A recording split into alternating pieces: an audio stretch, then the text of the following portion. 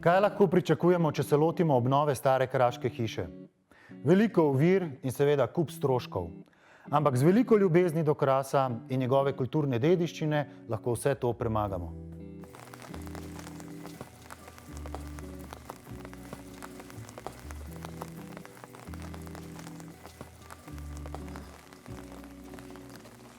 Nahajam se v Gabrovici pri Komnu, oziroma kot bi rekli domačini Gabrovca, kjer sta Keti in Borut Žvab prenovila kraško podrtijo.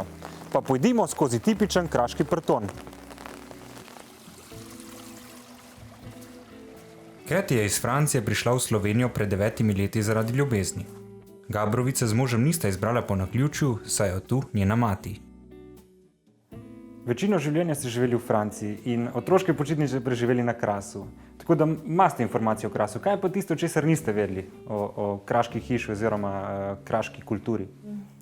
Je res, da jaz, ko sem prišla sem na počitnice, smo prišli, sem bila majhna, smo se prišli igrati, tako da sem imela čisto počitniško sliko Slovenije. Ko pa pride iz Pariza človek na vas, v Sloveniji, je pa velika sprememba, velika razlika na vseh področjih, tudi kar se tiče jezika, kar se tiče načina razmišljanja, kar se tiče urnik dela, način življenja na splošnem je bil zelo, zelo različen. Z možem Borutom sta se lotila prenove velike stare kraške podrtije. Hišo sta uspela prenoviti s finančno pomočjo Evropskega kmetijskega sklada za razvoj podeželja in podporo obeh njunih družin. Za Keti je bila odločilna čustvena navezanost na vas in hišo, ki je dobila v dar od svojih staršev. Ko smo obnovili hišo, je bil moj cilj, da se ohrani duša kraške hiše. Tako da vse ostanke, ki so bili vidni in dobremu stanju, smo jih obdržali. Obok ognjišča, niše, tramovi v zidu, stare okne, tudi če so zaprte. Noter v hiši smo imeli tudi skale po tleh, kar je bilo tudi običajno v kuhinji, naprimer, in irte okoli oken.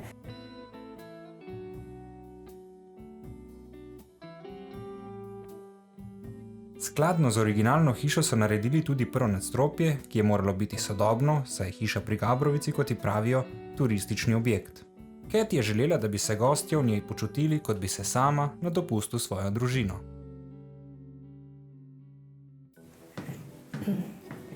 Izziv kraške hiše je to, da so podolgovate in ozke.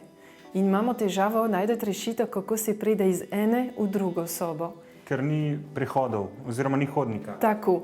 Ena rešitev, ki so jo prej imeli, je to, da so uporabljali ganka. To pomeni, da so šli zunaj in potem iz zunanje strani noter v hišo. Mi tukaj smo imeli rešitev, da smo naredili hodnik na zadnji strani hiše, tako iz hodnika se lahko pride iz ene v drugo sobo.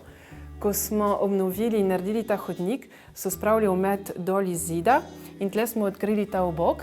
Je pa samo obok kamnit ali je cela stena kamnita? Ali je to sploh kamen ali lepilo?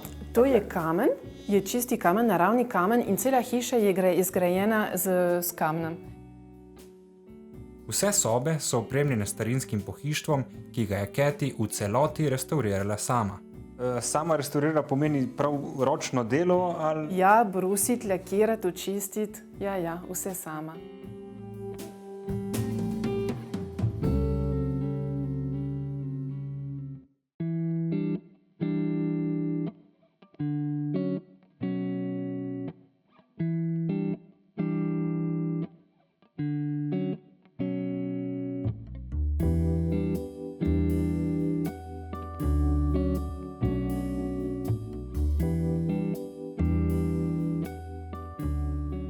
Tukaj iz sobe pridemo tudi do ganka. Je bil gank del hiše tudi pred prenovitvijo ali ste se z možem odločili naknadno? Je bil del hiše tudi prej. Ostali so samo železni nosilci in 3 kamnite nosilce. Običajno danes se jih obnovi z betonsko ploščo. Z možem sva se odločila, da bova ohranila spet čim bolj originalno dušo in sva se odločila torej za les.